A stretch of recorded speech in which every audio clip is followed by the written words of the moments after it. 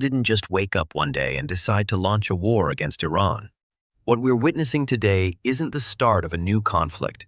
It's the result of more than 40 years of aggression by the Islamic Republic of Iran. At the core is one undeniable fact. Israel will never allow a regime that openly vows to destroy it to obtain nuclear weapons. The tensions that have long defined Middle Eastern geopolitics have now erupted into the open, not through shadowy proxy wars, but in direct confrontation. In response, Israel launched Operation Rising Lion, executing precision strikes across Iran, targeting military bases, nuclear sites, and eliminating top Iranian military leaders and nuclear scientists. For decades, Iran has targeted Israel and the US through terror and proxy warfare. In response to escalating acts, including the October 7th massacre and threats against US leaders, Israel dismantled key proxies like Hamas and Hezbollah, then launched direct precision strikes inside Iran. Some groups, like New End, will keep sounding alarms about escalation and instability, as if this crisis came out of nowhere or Israel was the one that started it. Israel isn't starting a war. Iran has waged war on Israel for decades through its proxies. The only difference now is that Israel is striking directly at the source, cutting off the head of the octopus, whose terror has spread across the Middle East. We begin not in Iran, but in Iraq. In June 1981, Israel launched Operation Opera, a daring preemptive airstrike that destroyed Saddam Hussein's Osirak nuclear reactor near Baghdad. At the time, Israeli Prime Minister Menachem Begin and Israeli intelligence believed that a nuclear-armed Iraq would pose an existential threat to the Jewish state. For small, 8 Israeli F-16A fighter jets, each loaded with two 2,000-pound Mark 84 unguided bombs, took off from Etzion Air Base in the Sinai Peninsula, supported by additional jets for cover. Flying low to evade radar, they crossed over 600 miles of Jordanian and Saudi airspace. In just 80 seconds, the Iraqi nuclear reactor was destroyed. American Ambassador Jean Kirkpatrick later expressed her discomfort with the strike, and the President Reagan publicly criticized Israel's action. During the Gulf War, American forces confirmed that Saddam Hussein had indeed aimed to develop nuclear weapons, though Israel's earlier strike had already crippled that capability. As a result, U.S. troops only had to contend with Scud missiles. Israel established a precedent of acting alone and preemptively to stop hostile regimes from gaining nuclear weapons, maintaining security through deterrence and proactive force. In the 1990s, Iran emerged as Israel's primary threat. Supreme Leader Ayatollah Khomeini and his successor Ali Khamenei quickly popularized the slogan "Death to America" and began pushing for Israel's annihilation. Under the oversight of the Atomic Energy Organization of Iran and later the military-linked Organization of Defensive Innovation and Research, Iran began secretly building nuclear infrastructure. By the mid-1990s, Western intelligence reported hidden enrichment sites, a surge in centrifuge acquisitions, and possible weapons research in military labs near Tehran. Iran obtained centrifuge designs and key components, with technical assistance and reactor parts provided by North Korea and Russia, both strategic adversaries of the United States. The Iranian regime spread its nuclear program across secret sites and buried them underground.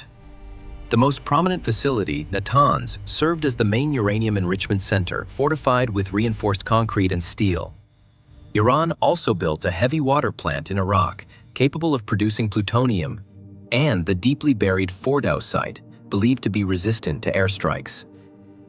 By the late 1990s, Iran was enriching and stockpiling uranium. In 1998, the CIA confirmed Iran's nuclear program was a serious threat, as its leaders secretly advanced weapons development despite public denials. In 2000, Iran had fully embraced proxy warfare, arming frontline militias like Hezbollah to avoid direct conflict with Israel.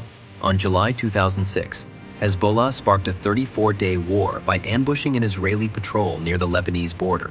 Iranian, Hezbollah, and Syrian leaders reportedly held a key meeting in Damascus to coordinate regional strategy. Iran provided weapons, training, funding, and ideological support, with Qasem Soleimani already heavily involved in planning regional attacks. The Israeli Air Force hit over 7,000 targets, but Hezbollah's use of human shields and scattered rocket sites made destruction unachievable, crew for a ceasefire.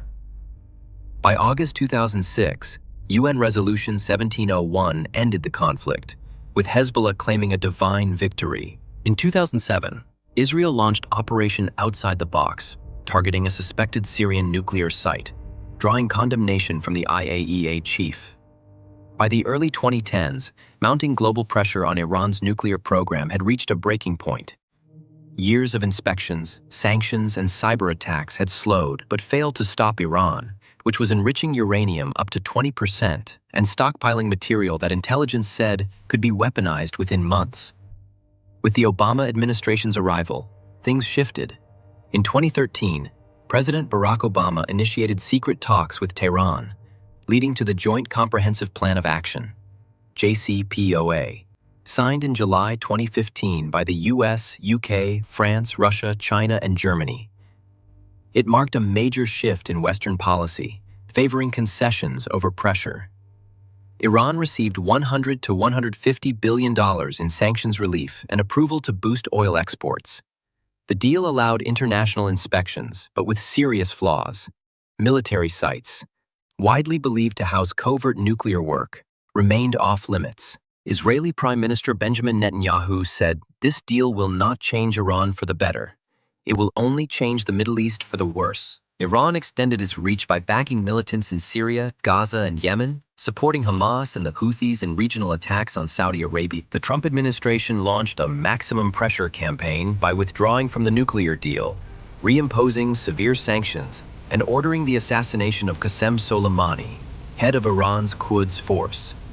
The U.S. military executed a precise and successful strike, eliminating what it called the world's top terrorist. Then Joe Biden became president, distancing the U.S. from key allies like Saudi Arabia and Israel, while seeking to re-engage with Iran's leadership to revive the JCPOA. On October 7, 2023, the Iran-backed terrorist group Hamas launched a brutal assault on Israel, firing thousands of rockets and infiltrating Jewish communities, killing 1,200 civilians and taking 250 hostages back to Gaza. Meanwhile, the Qatari regime provided billions in support to Hamas. In September 2024, Israel carried out the aptly nicknamed Operation Grim Beeper, cutting off at Neve. Israel had devastated nearly all of Iran's proxies sent to destroy it between October 7th and December 2024. The IAEA confirmed Iran had sped up its nuclear program, despite Trump's efforts to stop it through a new deal. All of this led to June 13, 2025,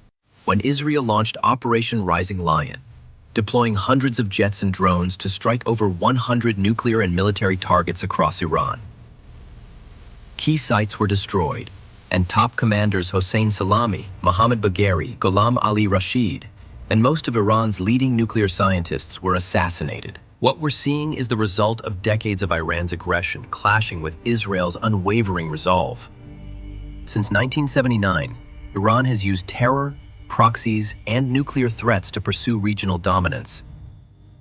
From past operations to the latest strike, Israel has consistently acted to protect itself, doing what any sovereign nation must to defend its citizens and ensure its survival. This conflict won't end in Iran, and Israel its spread.